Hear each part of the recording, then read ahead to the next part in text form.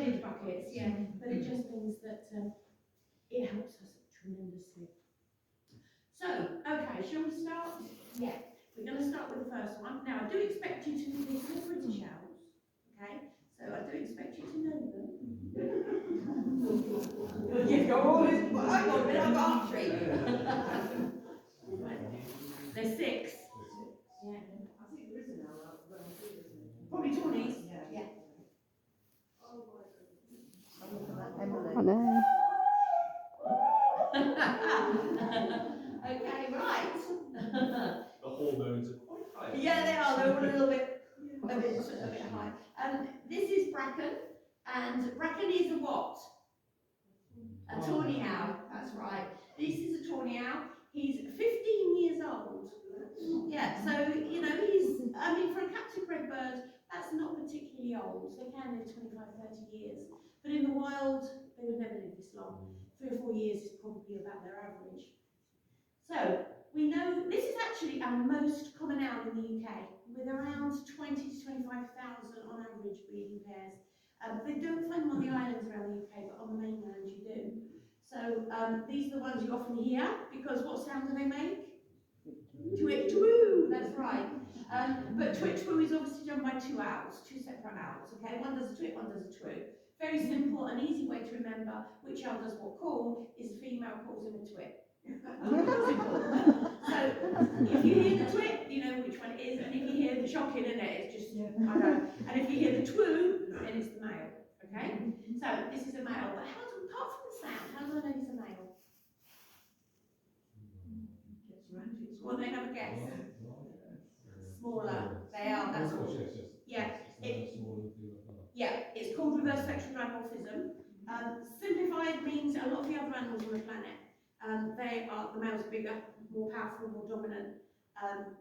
When it comes to birds of prey, they are the females are the ones. The males are a lot smaller, but usually the other, like the dogs and cats, the males are bigger. But females, when it comes to these, so he is quite small. The females are about 25% bigger, so they're sort of sitting up here somewhere. So noticeably bigger, okay?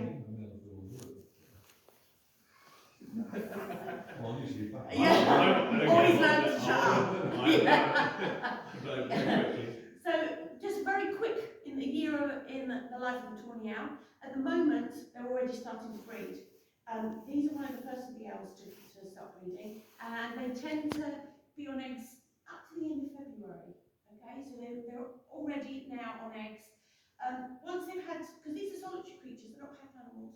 Yes, they are monogamous. They're monogamous because they produce strong, healthy young. It has nothing to do with any relationship or emotions or feelings. You don't have them. It's just to produce strong, healthy young to keep the species going. That's why they stay together, because if it works, they carry on. If it doesn't work, then they quite often will find another partner. So once the young have fledged, okay, and everything is done, for the rest of the year, the male and the female actually separate and do their own thing for the rest of the year until it comes round for breeding again. Bloody marvellous idea, if you ask me. But that's just, this is basically, oh, that's better. This is basically the life with a tawny owl, a solitary one. Now, when it comes to about October time, okay, you do hear quite a bit of calling in October. Why would that be? Not in, oh, it's far too chilly for that.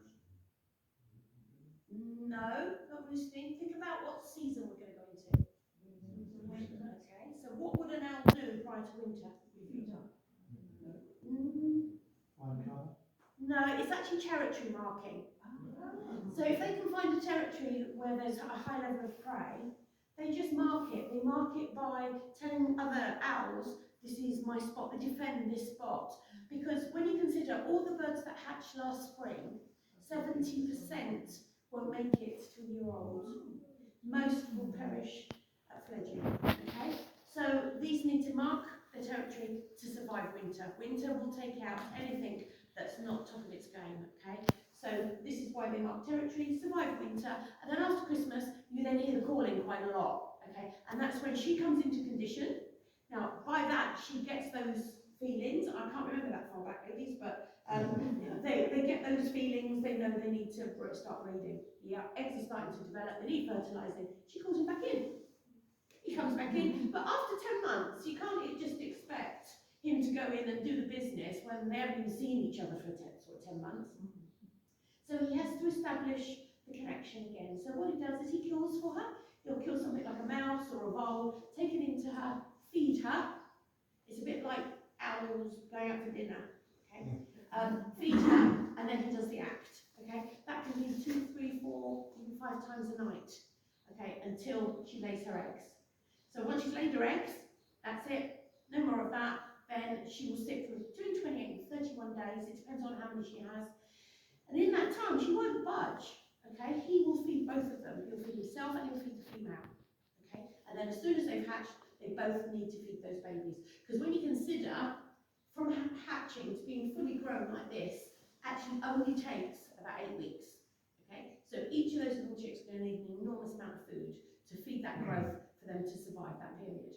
How many eggs? It varies, 2 to 4. That's probably. Well, they lay and hatch every other day. Yeah. So that means they've got a chance to start feeding the first one before the second one comes along and so on. So when it comes to prey, you're looking at mice, vole, shrew. If you're a female, then she can take a young squirrel or a young rat, but that's it. Okay, they can't take things like rabbits.